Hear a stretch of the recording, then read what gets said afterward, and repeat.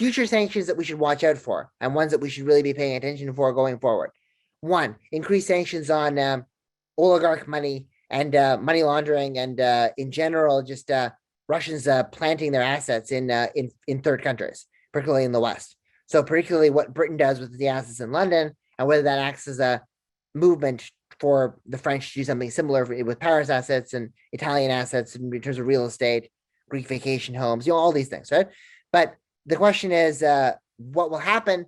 Russia still got Dubai as an important center, and even though the UAE is not supportive of Russian involvement in Ukraine, it also is not really going to take a movement away from pushing against Russia because of their common interest in Libya, the common interest in Syria, and the UAE's general multipolar foreign policy. So that means they're going to be more dependent on Dubai. Another thing, just in terms of sanctions and what to watch, would be something more serious in the energy sphere. Nord Stream 2 is a project that is something that's in the future, that's already been canceled on certification. But will there be more immediate sanctions on the purchase of Russian gas right now? Germany is saying it can live without Russian gas, but it's also closed its nuclear power plants. How is that going to square? Italy has said that there's no way the Europeans are going to be able to sanction all of Russian gas at once. And that was, interestingly, less than 48 hours after the Italians devised a plan to diversify.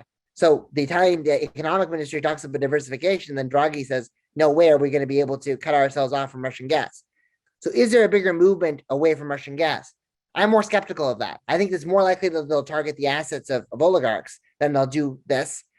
Also, the hint from Japan was that the Americans were asking the Japanese to ship LNG to Europe in the event of a war, in the event of a crisis. The Japanese were saying, oh, the LNG situation is reasonably secure right now, but they made no commitment, even with the sanctions package, to do anything of that kind.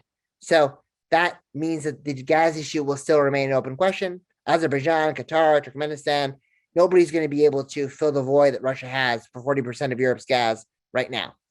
And finally, the sanctions that we should watch for are personal sanctions against Vladimir Putin, because those would lead to a very potentially unpredictable response from him. He has seen that as basically a severance of relations with Russia if any country decides to do that.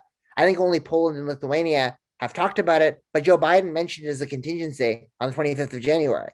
He didn't mention it in his speech yesterday, interestingly. So maybe that will come into play later on. So those are some sanctions that we should be looking forward to, or at least watching for.